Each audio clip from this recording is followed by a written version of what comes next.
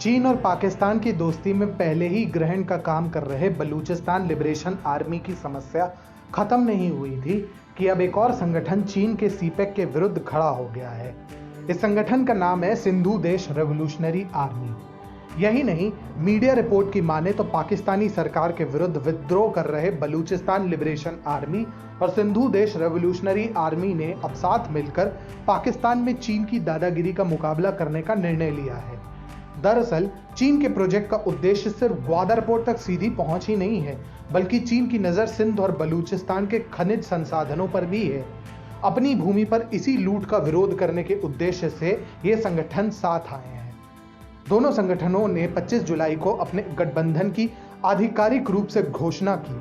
पाकिस्तानी कब्जे और फौज के अत्याचारों के विरुद्ध लड़ने के लिए आजादी समर्थक बलूच और सिंधी संगठनों ने संयुक्त मोर्चा पहले ही खोल रखा है और अब चीन के विरुद्ध भी ये संगठन साथ आ गए हैं। बता दें कि सिंधु देश रेवोल्यूशनरी आर्मी ज्यादा प्रभावी संगठन नहीं है, लेकिन फिर भी सिंध के दक्षिणी हिस्से में इस संगठन ने पाकिस्तानी सरकार को काफी परेशान किया है। हाल ही में इस संगठन ने पाकिस्तानी रेंजर्स पर हमला किया था और तब से इस संगठन के प्रवक्ता ने बयान जारी कर कहा था कि सिंधु देश रेवोल्यूशनरी आर्मी उन सभी स्थानीय तत्वों और खबरियों का अंत कर देंगे जो सिंधु देश की आज़ादी के विरुद्ध चल रहे सरकारी दमन और सिंध के निवासियों के नरसंहार में शामिल होंगे। वहीं अगर बलूचिस्तान लिबरेशन आर्मी की बात करें तो ये बलूचिस्तान का अत्यंत प्रभावशाली संगठन है जो पाकिस्तान सरकार के लिए हमेशा मुसीबत खड़ी करता है। 2000 में बना यह संगठन अब तक पाकिस्तान के सुरक्षा बलों को ही अपना निशाना बनाता था, लेकिन हाल ही में इसने पाकिस्तान में स्थित चीन की व्यापारिक इकाइयों को भी निशाना बनाना शुरू कर दिया है। 2018 में स्थित बीएलए ने कराची स्थित चीनी कॉन्सुलेट को भी अपना निशाना बनाया था।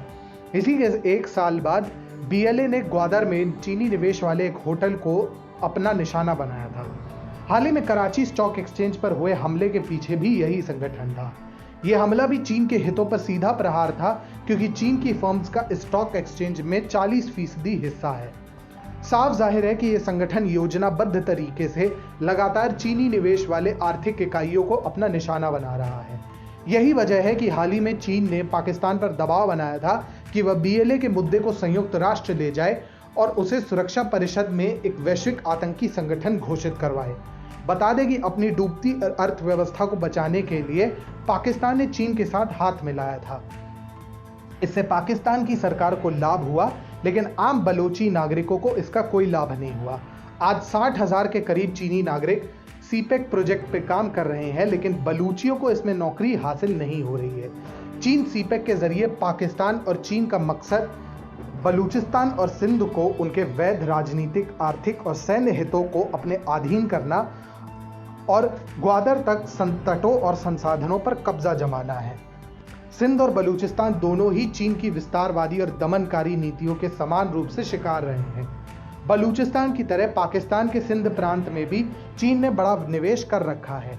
बीएलए और एसआरए ये जानते हैं कि यदि उन्होंने जल्द ही चीन के प्रभुत्व को खत्म नहीं किया तो उनकी आज़ादी का सपना कभी पूरा नहीं होगा। यही कारण है कि बीएलए और एसआरए ने साथ मिलकर काम करने का निश्चय किया है। ये टकराव निश्चित ही इस क्षेत्र को काफ़ी अस्थिर करने वाला है, जो किसी भी हालत में चीन और पाकिस्तान के हित में नहीं है। वहीं पाकिस्तान बीएलए और एसआरए के मुद्दे को टालने की कोशिश करता है तो चीन जैसे साथी की नाराजगी का सामना करना पड़ेगा, जो कर्ज में डूबे पाकिस्तान के लिए एक बहुत बुरी खबर होगी। यही नहीं, इससे भी बदतर स्थिति तब हो सकती है जब चीन पाकिस्तान को अपने ऋण जाल में फंसाकर उसकी जमीन हड़प लेगा।